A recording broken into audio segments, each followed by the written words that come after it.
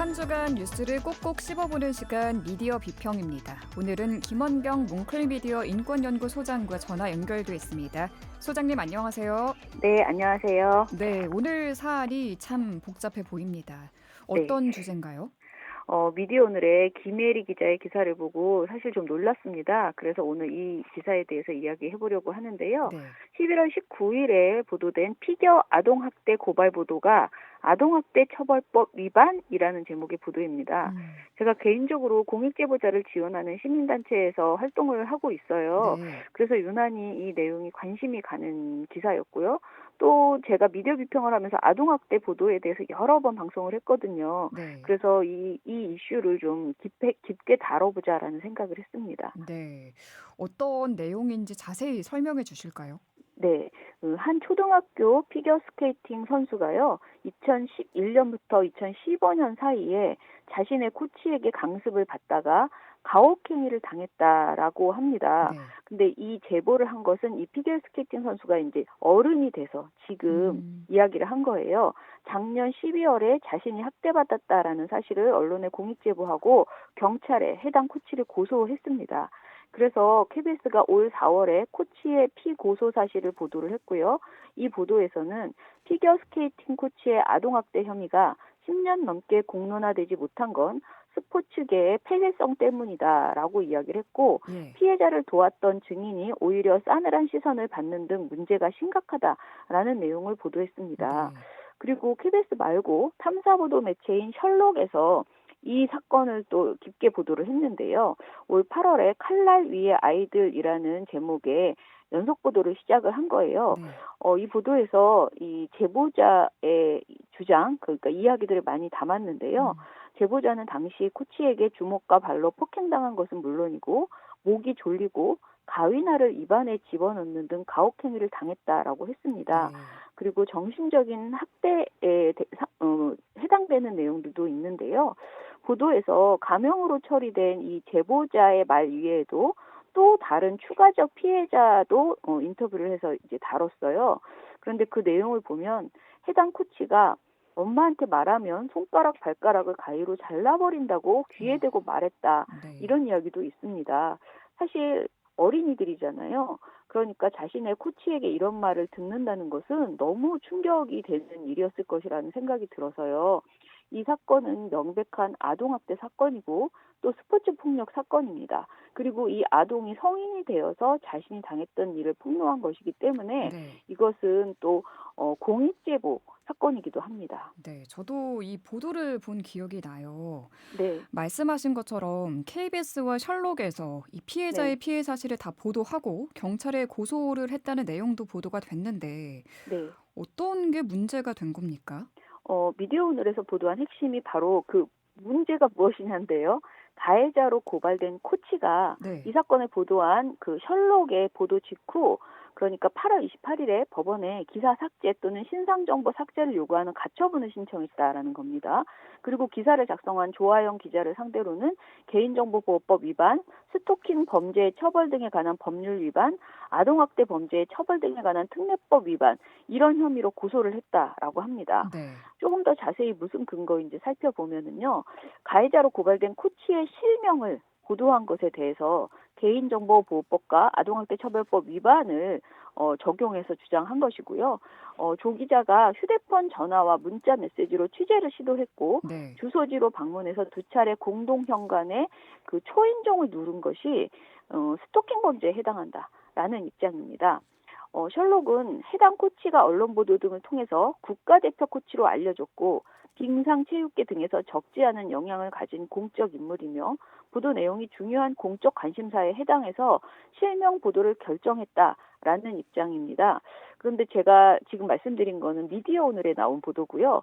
그 보도 이외에 조아영 기자와 통화를 좀 해봤어요. 네. 그런데 이미 자신은 이런 논란이 될 수 있다라는 것을 알고 있었지만 이 조항을 가해자가 역이용할 수 있다라는 것을 우리가 좀 생각해봤으면 좋겠다. 우리 사회가 이런 점에서 이 사건을 이제 실명을 보도를 했다.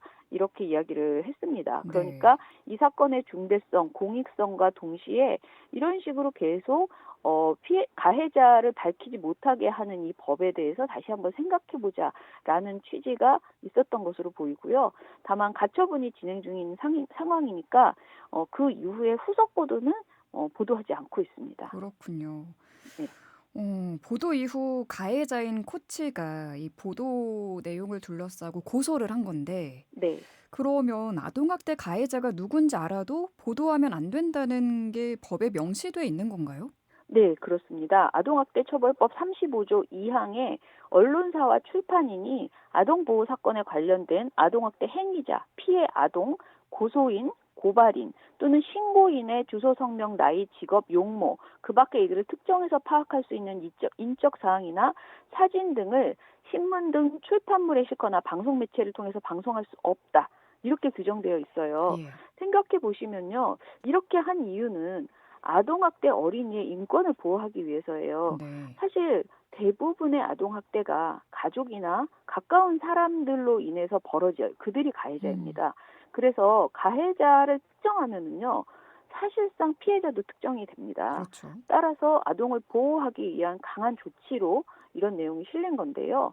그런데 정작 이 조항이 언론사 입장 또는 제보자 입장에서는 계속 논란이 되고 이 가해자 입장에서는 너무 악용할 만한 좋은 조항이라는 거죠. 그러네요. 네, JTBC는 2019년 9월에 피겨 코치 기혁 씨가 제자에게 폭언을 했다라는 의혹을 보도하면서 이 가해 코치 실명과 얼굴을 공개한 적이 있었는데요. 이때도 마찬가지로 가해 코치가 2019년에 JTBC 기자를 고소했어요. 당시 경찰은 보도의 공익 목적이 크다고 판단해서 기자를 불송치했습니다. 그런데 검찰이 재수사를 지시했고 해당 기자를 재판에 넘겼어요. 그런데 이 재판을 맡았던 서부지법이 이 조항이 문제가 있다라고 생각을 해서 위헌 법률 심판을 제청해서 이 사안이 헌법재판소까지 가게 됩니다. 서부지법의 문제의식은 정말 유의미한데요. 피해 아동의 2차 피해 우려가 적을 것으로 예상되거나 아동학대 실태를 신속하고 명확하게 알려야 할 필요성이 있는 경우까지 무조건 보도를 금지하는 것은 국민의 알 권리와 언론 출판의 자유를 침해할 소지가 크다. 이렇게 생각을 한 거예요. 서부지법에서. 음. 그래서 이것을 헌재에 위헌법률 심판 제청한 것이죠. 네. 그런데 헌재에서는 2022년 10월에 재판관 전원 일치로 합헌 결정을 내렸습니다. 문제없다 이 법은. 어. 이렇게 내려진 거죠. 그러니까 아동학대 가해자를 무조건 누군지 특정하면 안 된다는 결정을 내린 거죠. 네. 어, 헌재가 어떤 취지로 이런 결정을 내렸는지 좀 더 이야기를 들어볼까요?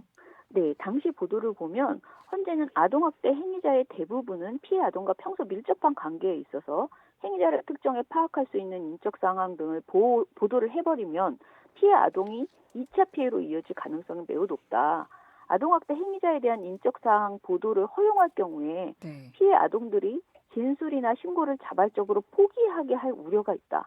일률적인 보도 금지는 불가피한 측면이 있다. 이렇게 입장을 냈습니다. 음. 그러면서 재발 방지를 위한 보도의 필요성이 큰 경우라도 익명화된 형태로 사건을 보도하는 방법으로 국민의 알 권리를 충족시킬 수 있다. 이 조항으로 보호하려는 아동의 건강한 성장이라는 공익은 매우 중요하다. 이런 입장이었습니다. 네.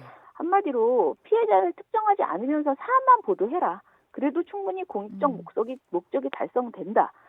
그러니 아동학대 가해자는 절대 특정시키지 말라. 이런 결론이더라고요. 네. 소장님은 그동안 아동 인권이 최고의 가치이기 때문에 아동학대 보도 가이드라인을 지켜야 한다. 이렇게 여러 차례 주장해 오셨잖아요. 네네. 아동학대 보도 가이드라인에서도 마찬가지로 이렇게 가해자를 밝히지 말라고 되어 있나요?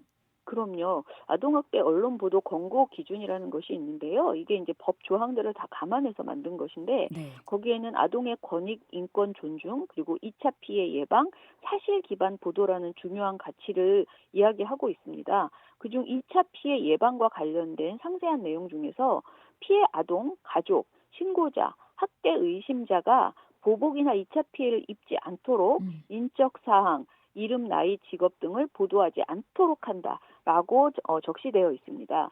계속 말씀드리지만 이건 학대 의심자를 비판하고 싶은 마음이 아무리 크더라도 그것이 공개되었을 때 아동이 받을 2차 피해가 예상된다면 예상되니까 하지 말자라는 음. 취지였습니다. 네. 소장님께서는 현재 공익 제보를 보호하고 지지하는 시민단체에서 활동을 하신다고 했는데요. 네. 그렇다면 공익 제보자 입장에서는 이런 법이 오히려 자신의 아동학대 이슈를 좀 감추고 숨기려고 하는 걸로도 보일 수가 있을 것 같아요. 어떤가요? 네, 그렇습니다. 조아영 기자는 이 법 취지 자체가 아동학대 피해자 보호가 아니라 반대로 왜곡되고 있다라고 이렇게 자신은 그렇게 느낀다라고 음, 인터뷰를 했던데요. 네. 비슷한 일을 겪었던 방송사의 한 기자도 발의한 의원도 법의 미비점을 인정한 사실이 있는 만큼 음, 조항이 가해자 보호법으로 악용되는 사례가 공론화되어서 국회에서 입법 보완이 이뤄지고 다른 언론인이 이 조항으로 발목이 잡히지 않기를 바란다. 이렇게 말을 했습니다. 네. 저는 아동학대를 고발한 공익제보자, 그리고 공익제보를 조력해주는 사람, 또 이 공익제보를 받아서 이 문제를 해결해보려고 열심히 보도하는 언론인 모두가 이 법 때문에 오히려 악용당해 공격을 받고 있는 상황, 이것은 좀 문제가 있다. 이 법이 가해자와 또 가해 행위자를 감싸고 있는 사람들에게 보호장치가 되는 것은 개선될 필요가 있다라는 생각이 듭니다. 네. 특히 이번 일의 경우에요. 가해자뿐 아니라 이 해당 지역 빙상연맹에서 가해자 코치 징계를 안 하다가 셜록 보도가 된 이후에 징계를 위한 스포츠 공정위원회를 처음 열었다고 합니다. 그렇다면은 언론이 결국은 가해자 실명을 공개했기 때문에 문제 해결에 조금 시작된 거잖아요. 네. 그런 측면에서 저는 언론의 역할 자체를 이렇게 많이 막아두는 것이 과연 정말 아동학대를 위한 것인가? 다시 한번 개선이 필요하다라는 생각이 듭니다. 네, 이 법안을 발의한 의원이 입법 당시 생각하지 못한 부분이다. 이렇게 네, 말했다고 전해주셨는데 이제라도 다시 한번 논의가 이루어져야 할 것 같습니다. 오늘 네. 말씀 잘 들었습니다. 고맙습니다. 감사합니다. 네, 지금까지 뭉클미디어 인권연구소장 김원경 소장과 함께했습니다. 뉴미디어 트렌드입니다. 오늘도 트렌드를 사랑하는 김조한 UID 아이디 상무와 함께합니다. 상무님 안녕하세요. 안녕하세요. 네. 요즘 재밌게 보고 계신 예능 프로그램 있으세요? 많죠. 어떤 거 좀 많은데, 많이 보세요? 네, 보통 저는 네. 주말에 이제 예능을 좀 몰아보는 편이라서요. 음, 뭐, 놀면 뭐하니라든지 아니면 나 혼자 산다도 보는데, 네. 최근에 또 넷플릭스에 나온 피지컬 아시아도 열심히 보고 있습니다. 지금 뭐 해외에서도 반응이 좋다고 하더라고요. 오늘 이야기 나눌 주제가 바로 OTT K 예능인데요. 피지컬 100 같은 서바이벌부터 뭐 메이크업, 연예 예능까지 장르도 다양한데요. 예능도 이제는 OTT 전성 시대인 것 같아요. 네, 지금, 상대적으로 제작비가 이제 적고요. 그리고 빠르게 제작을 할 수 있고, 음, 그리고 이제 요즘에는 또 이제 글로벌에서도 그 네. 예능에 대해서 특히 이제 좋은 IP들이 나오면 글로벌로 대상으로 좀 뿌리기도 쉽다 보니까 일단 한국에서 테스트를 하고 글로벌로 이렇게 뿌리는 형태. 예를 들면 지금 아까 얘기 드렸던 피지컬 백 같은 경우 대표적인 케이스죠. 이제 한국을 원래도 글로벌로 포맷을 했지만 아시아까지 이제 참여하는 형태로 해서 네. 이게 진입 장벽이 낮고 공감대가 빠르게 음, 형성되는 장르다 보니까 네. 이제 드라마처럼 기획하고 제작하는 데까지 걸리는 시간이 뭐 길게는 짧게는 1년, 길게는 몇 년까지 걸리는 것보다는 빠르게 제작할 수 있는 그리고 상대적으로 지상파나 종편에서 이제 제작이 좀 뜸해지는 분야이기도 해서 음, 이런 게 OTT에서 좀 유리하게 작용하고 있지 않나 생각합니다. 네. 상대적으로 제작비가 싸고 빠르게 제작할 수 있다. 뭐 지금 뭐 영화나 드라마뿐만 아니라 예능까지 OTT 영향력이 커지고 있는 배경까지 짚어주셨는데요. 피지컬 100 이야기를 조금 더 해볼게요. 아시아의 경우에는 뭐 첫 번째, 두 번째 시즌보다 무대를 국제적으로 넓힌 거잖아요. 포맷 네네. 자체가 글로벌 확장성을 염두에 둔 게 아닌가 싶은데 어떻게 보세요? 이제 이렇게 성공을 한다면 아마도 이제 아시아 버전이 아니라 뭐 지역 대륙별로 나올 수도 있고 아니면 글로벌 버전도 나올 수 있겠죠. 이게 사실 크게 어떻게 보면 다국적 캐스팅이나 이런 글로벌 루리를 정한다든지 보편적 감정 포맷 자체가 굉장히 평이한 콘텐츠다 보니까 우리가 볼 때는 음, 굉장히 긴장하고 막 맞아요. 흥분하면서 보지만 네. 실제로 보면 우리가 어느 나라에서도 봐도 문제가 네. 안 되는 콘텐츠다 보니까요. 음. 이런 거야말로 정말 IP다. 그래서 IPVC 확장. 넷플릭스가 언제 이 IP를 가지고 제작을 하더라도 사람들이 공감할 수 있다라는 것들에 대한 어떤 확신 같은 게 생기기 때문에 이런 것들 뭐 이것뿐만 아니죠. 예를 들면 뭐 연애 프로그램이라든지 이런 것들을 이미 많이 제작을 했잖아요. 근데 네네. 그런 것들을 하나씩 테스트하면서 이제 좋은 IP들이 생기면 이제 머천다이징이나 IP 확장 이렇게 예를 들면 공연 이런 것들까지도 다 염두에 두기 시작을 해서 음.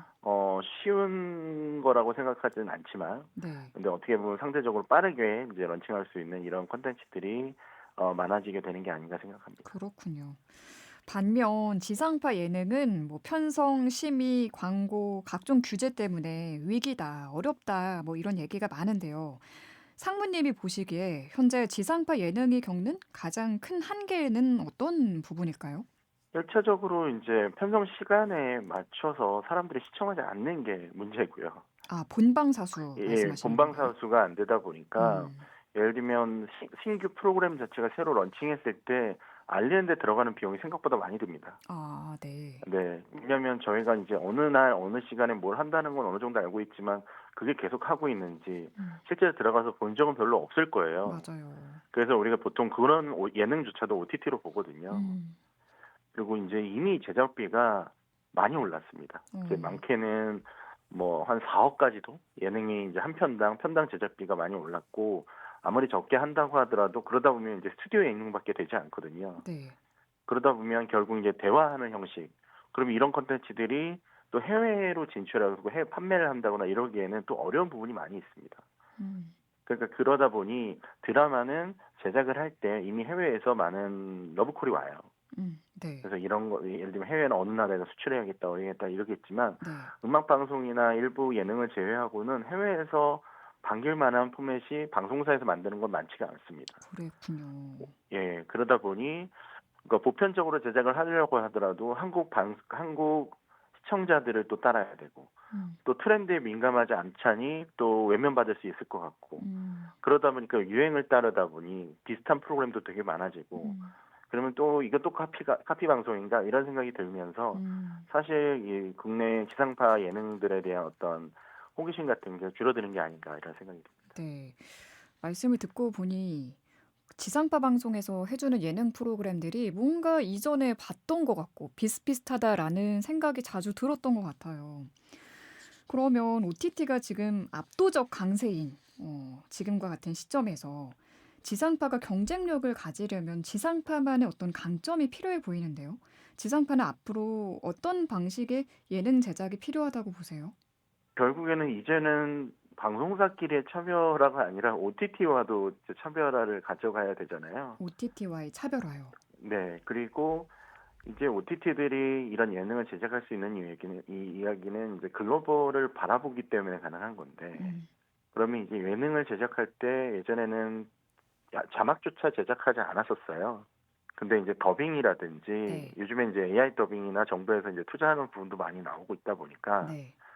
이런 더빙이나 그리고 해외에서의 어떤 뭐 이제 에미블리 같은 건 이미 이제 최근에 많이 하고 있고 음. 더빙 같은 걸 투자해서 콘텐츠를 해외에서 판매하면서 이제 수익성을 확보할 수 있는 거라든지 아니면 좀 사실 기반이나 리얼리티 다큐버라이티에서도 좀 더 공공성이나 신뢰성, 그다음에 아니면 좀 더 그런 기존에 하지 않았던 포맷들을 좀 해야 되지 않을까? 네. 아니면 라이브 이벤트성처럼 방송사만이 할 수 있는 OTT는 아직까지 라이브가 굉장히 약한 편이다 보니까 네.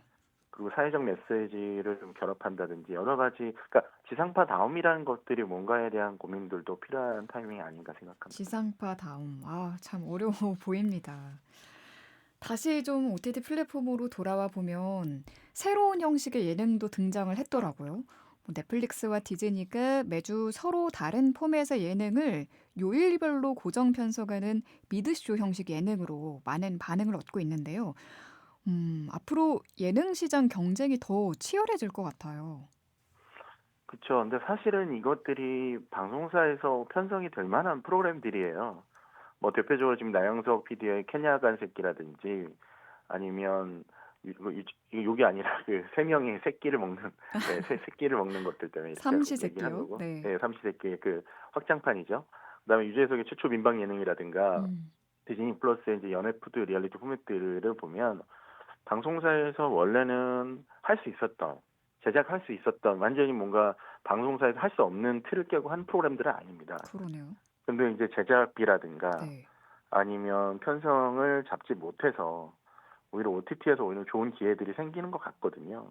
음. 근데 문제는 이런 예능들은 시즌제 혹은 편당 에피소드가 정해져 있습니다.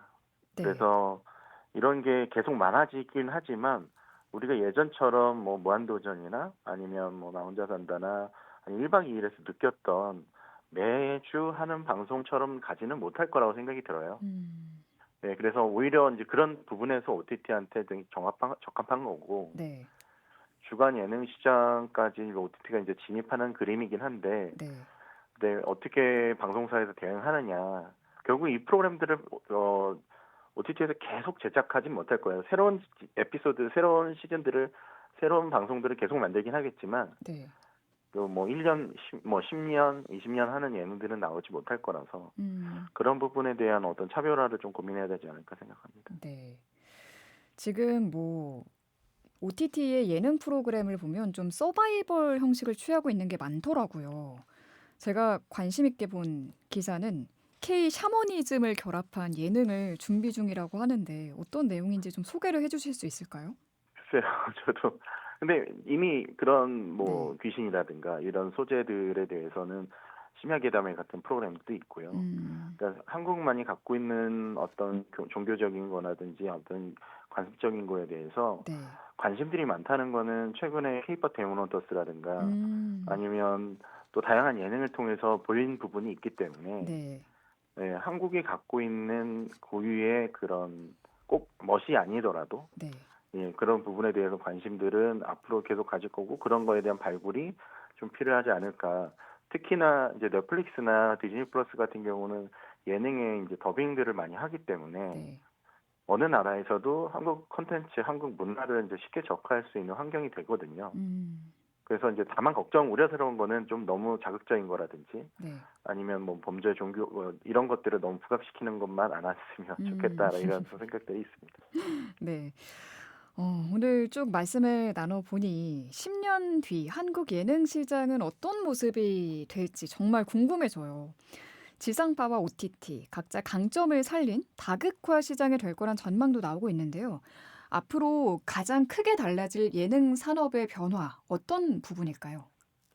이제 글로벌 포맷이 아니면 어렵지 않을까라는 생각이 듭니다. 그래서 글로벌로 경쟁할 수 있는 IP들을 발굴하려고 더욱더 노력할 것 같고요. 그다음에 뭐 지금은 한일 공동 제작 같은 경우들이 있었잖아요. 예를 네. 들면 뭐 그 고독한 미식가. 미식가와 뭐 성시경 씨가 같이 했던 네. 그런 예능이라든지 이런 것들이 점점 늘어날 거라고 보고 있고요. 어, 그다음에 해외 버전의 우리나라 예능이 또 추가적으로 늘어나지 않을까. 그리고 AI와 이제 데이터를 활용한 것들이 더 많이 활용될 것 같아요. 지금 예능에서도 AI를 활용한 동영상들이 많이 쓰이고 있거든요, 벌써. 정말 AI는 예. 이제 빠지는 곳이 없네요.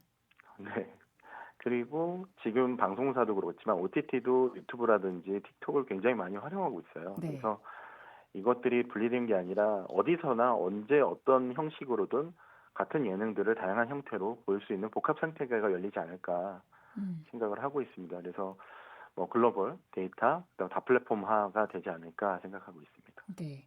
그리고 제가 얼마 전에 넷플릭스를 보다가 SBS 모든 예능과 드라마를 볼 수 있는 채널이 생겼더라고요. 넷플릭스 안에. 네. 네. 넷플릭스 같은 거대 OTT가 우리나라 공중파 방송에 대한 장악력을 높이고 있다. 이렇게 봐도 무리가 없을까요? 그렇죠. 그래서 최근에 또 재밌는 행보가 디즈니 플러스와 티빙과 웨이브가 번들 상품을 내놨어요. 음. 넷플릭스가 이제 대항을 하려고 이제 넷플릭스 제외한 모든 것들과 손을 잡는다 이런 느낌인 것 같아요. 그래서 네. 방송사와 지금 이제 넷플릭스가 최근에 또 그 메이저리그의 특별한 이벤트들을 계약을 했습니다. 그래서 오프닝 경기 그리고 꿈의 필드라고 해서 그 어떤 옥수수밭에서 한 경기를 펼치는 경기가 있거든요. 그거랑 네. 홈런 더비 이런 것들을 그 넷플릭스가 생중계한다고 발표를 했어요. 그래서 결국에 넷플릭스는 계속 방송을 장악하려는 움직임들을 보일 거고요. 네. 타 플랫폼이나 방송사들은 그거에 대항할 수 있는 방법들을 많이 고민할 거라고 생각이 듭니다. 네.